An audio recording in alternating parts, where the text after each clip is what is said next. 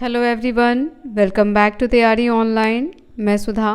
आज के इस वीडियो में हम कक्षा 9वीं की हिंदी पाठ्य पुस्तक क्षितिज भाग 1 का पाठ 3 उपभोक्तावाद की संस्कृति, जिसके लेखक हैं श्यामाचरण दुबे जी, का प्रश्न अभ्यास करने वाले हैं।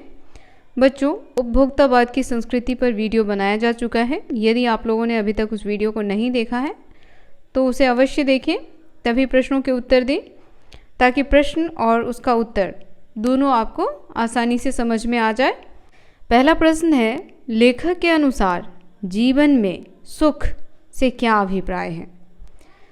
तो बच्चों, जब हमने उपभोक्तावाद की संस्कृति पढ़ी तो लेखक उसमें बताते हैं कि आज के समय में सुख लोगों को किन सारी चीज़ों से मिलती है। तो उन वस्तुओं से जो बाजार में उपलब्ध है, यानी भोग विलास की चीज़ें जो है वह आज लोगों के लिए सुख का अभिप्राय बन गया है। उनसे ही उन्हें सुख की प्राप्ति हो रही है। पहले लोगों को सुख किन से मिलता था? आसपास के लोगों से बात करके, अपने दुख सुख को बांट करके, है ना। जितना रहता था लोग उसी में खुश रहते थे। लेकिन आज के टाइम पर लोगों की मानसिकता बहुत अलग है। लोगों के पास भोग विलास की सामग्री हो तो वह समझते हैं कि वह सुखी हैं। देखिए, इसका उत्तर आप इस प्रकार से लिखें। लेखक ने सुख की नवीन व्याख्या की है। नवीन यानी नई व्याख्या, नए तरीके से बताया है कि लोग आजकल किस प्रकार से खुश रहते हैं, सुखी रहते हैं। आज सुख की परिभाषा बदल गई है। लोग भोग विलास की सामग्री को ही सुख समझते हैं। विभिन्न प्रकार के मानसिक, शारीरिक तथा सूक्ष्म आराम देने वाले साधन भी सुख के पर्याय कहलाते हैं। इसी प्रकार आजकल लोग केवल उपभोग के साधनों को भोगने के आनंद को ही सुख समझते हैं। अब देखिए, किसी के पास घर है तो वह चाहता है कि घर में सोफ़ा हो, एक अच्छा सा एयर कंडीशनर हो, उसके बाद घर में कूलर भी होना चाहिए, कूलर के साथ साथ घर में टेलीविज़न भी होना चाहिए। तो सारी सुविधाएं, जो सामग्री होती है, लोग उसी में आजकल सुख ढूंढते हैं। तो नवीन परिभाषा क्या है सुख की? भोग विलास की सामग्री का होना। चलिए दूसरा प्रश्न देखते हैं। आपका कोई प्रश्न या सुझाव हो तो कमेंट करके अवश्य बताएं। दूसरा प्रश्न है बच्चों, आज की उपभोक्तावादी संस्कृति हमारे दैनिक जीवन को किस प्रकार प्रभावित कर रही है। अब हमारा दैनिक जीवन जो है वह उपभोक्तावादी संस्कृति से किस प्रकार प्रभावित हो रही है, यह बताना है हमें। तो देखिए, इसका उत्तर आप लिखें। आज की उपभोक्तावादी संस्कृति हमारे दैनिक जीवन को पूरी तरह से प्रभावित कर रही है। आजकल उपभोक्तावादी संस्कृति के प्रचार प्रसार के कारण हमारी अपनी सांस्कृतिक पहचान, परंपराएं, आस्थाएं घटती जा रही हैं। हमारे सामाजिक संबंध संकुचित होने लगे हैं। मन में अशांति एवं आक्रोश बढ़ रहा है। आज हर तंत्र पर विज्ञापन हावी है। हम देखते हैं, नए नए विज्ञापन देखते हैं, अच्छे से अच्छे विज्ञापन हमें दिखाए जाते हैं और हम उसी के पीछे भागते हैं। इसीलिए लेखक ने कहा है कि आज हर तंत्र पर विज्ञापन हावी है। परिणामतः हम वही खाते पीते और पहनते ओढ़ते हैं जो आज के विज्ञापन हमें कहते हैं और दिखाते हैं। तो देखे होंगे आप लोगों ने भी विज्ञापन में कि कैसे पिज़्ज़ा का ऐड आता है और लोग पिज़्ज़ा खाना पसंद करते हैं। उसके बाद लिखिए आप कि उपभोक्तावादी संस्कृति के कारण हम धीरे धीरे इनके दास बनते जा रहे हैं। सारी मर्यादाएं और नैतिकताएं समाप्त होती जा रही हैं तथा मनुष्य स्वार्थी तथा आत्म केंद्रित होता जा रहा है। अंधाधुन इनके पीछे भागते हुए विकास का लक्ष्य हमसे दूर होता जा रहा है और हम लक्ष्यहीन होते जा रहे हैं। हम क्या होते जा रहे हैं बच्चों? लक्ष्यहीन। हमारा जो लक्ष्य है वह हमसे दूर भागता जा रहा है। हम अपने लक्ष्य से दूर होते जा रहे हैं। यानी आज के समय में हमारे पास कोई भी लक्ष्य नहीं है। लक्ष्यहीन होना इट मीन्स कि कोई भी लक्ष्य आपके पास ना होना। वीडियो पसंद आए बच्चों तो इसे लाइक करें और ज़्यादा से ज़्यादा अपने दोस्तों को शेयर करें, चैनल को सब्सक्राइब कर लें। अगला प्रश्न है, गांधी जी ने उपभोक्ता संस्कृति को हमारे समाज के लिए चुनौती क्यों कहा। अब गांधी जी क्यों कहते हैं कि उपभोक्ता संस्कृति जो है वह हमारे समाज के लिए एक चुनौती है, ऐसा उन्होंने क्यों कहा बच्चों? तो देखिए, गांधी जी सामाजिक मर्यादा, नीति और नैतिकता के पक्षधर थे।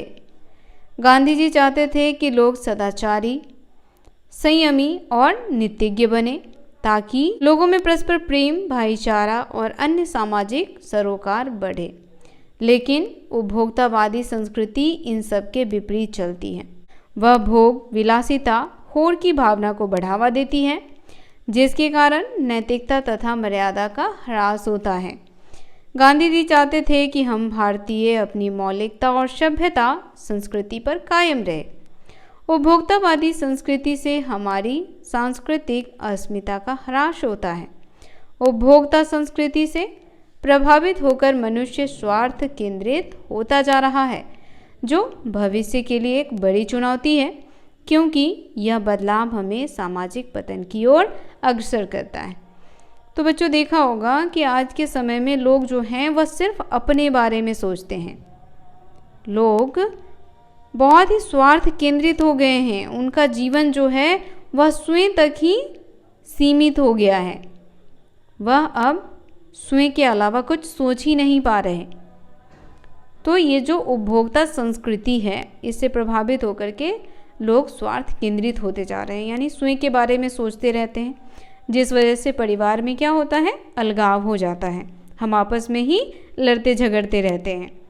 अगला प्रश्न जो है वह आशय स्पष्ट कीजिए है। प्रश्न है, जाने अनजाने आज के माहौल में आपका चरित्र भी बदल रहा है और आप उत्पाद को समर्पित होते जा रहे हैं। तो देखिए, आज का जो समय है वो बहुत ही चमक धमक का है और हम भी उसी के पीछे भागते जा रहे हैं।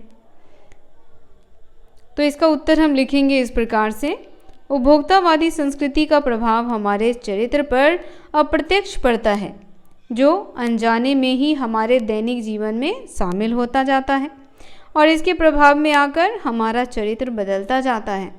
हम उत्पादों का उपभोग करते करते न केवल उनके गुलाम बन जाते हैं, बल्कि अपने जीवन का लक्ष्य भी उन्हें उपभोग करना ही मान बैठते हैं। आज हम भोग को ही वास्तविक सुख मान बैठे हैं, जबकि बच्चों भोग जो है वह वास्तविक सुख नहीं है।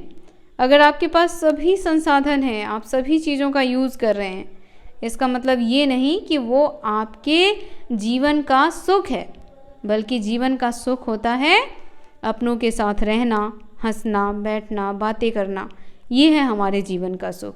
लेकिन आज हम इन सभी चीज़ों से बिल्कुल अलग हो गए हैं। हम सिर्फ अपने बारे में सोचने लग गए हैं।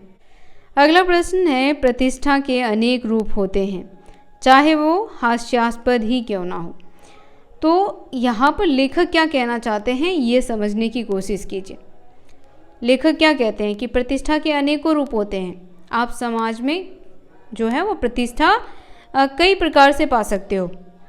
कुछ लोग स्वयं को समाज की सेवा में समर्पित करके प्रतिष्ठा प्राप्त करते हैं, लेकिन उपभोक्तावादी संस्कृति में क्या होता है, लोग दिखावे की जो प्रवृत्ति होती है उससे अपनी प्रतिष्ठा को पाने की कोशिश करते हैं।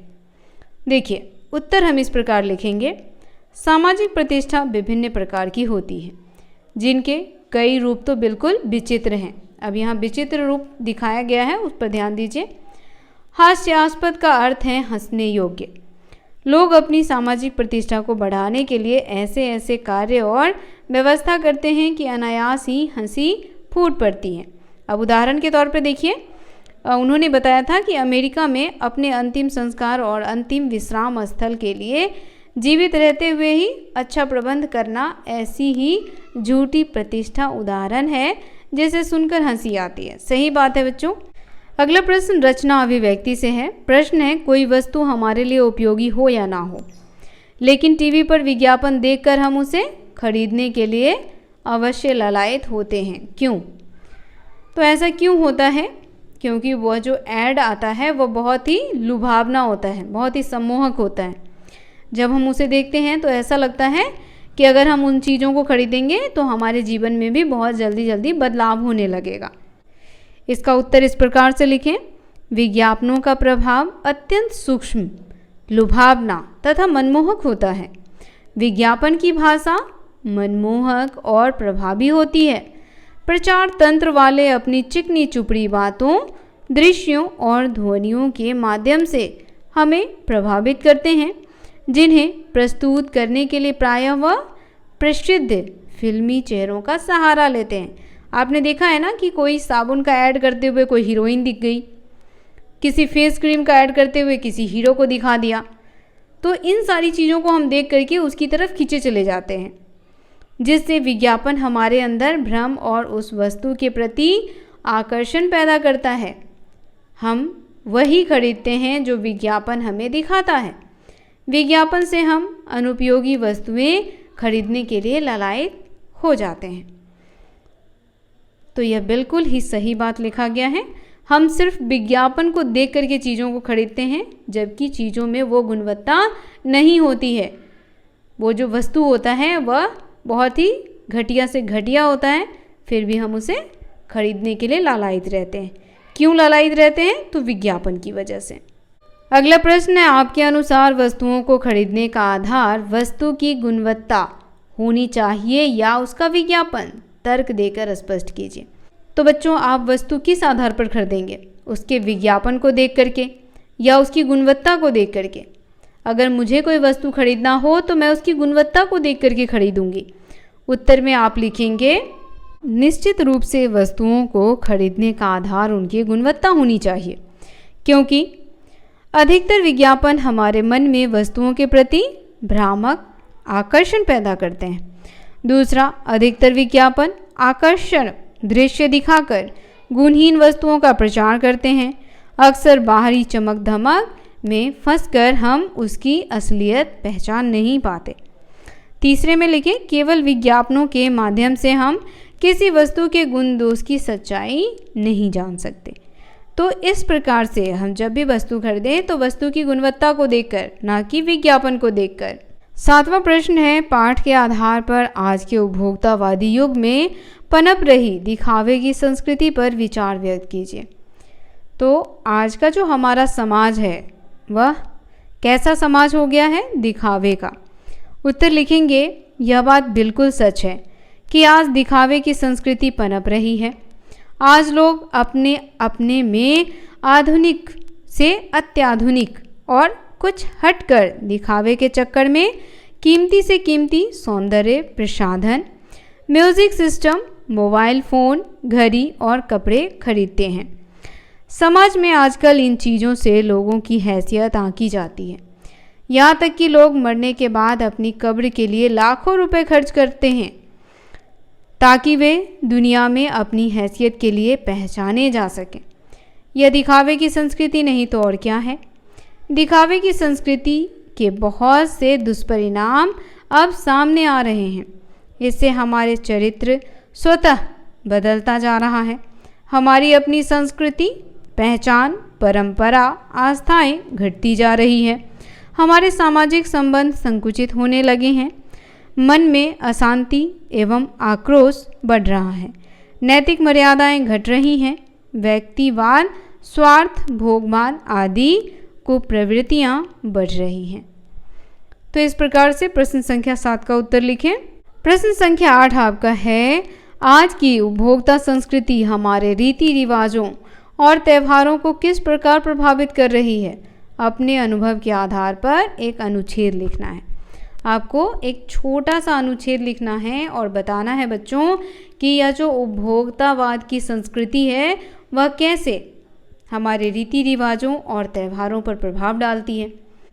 तो इसका उत्तर इस प्रकार से लिखें कि आज की उपभोक्ता संस्कृति ने हमारे रीति रिवाजों और त्योहारों को प्रभावित कर रखा है।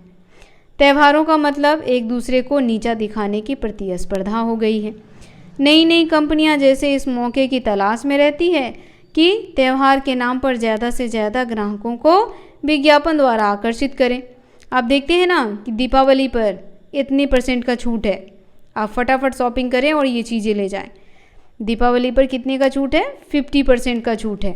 फटाफट आएँ और ख़रीदें और अपने घर ले जाएं अच्छे से अच्छे प्रोडक्ट। तो ये सारी चीज़ें जो हैं वह क्या करती हैं? हमारे त्यौहार को ख़राब करती हैं।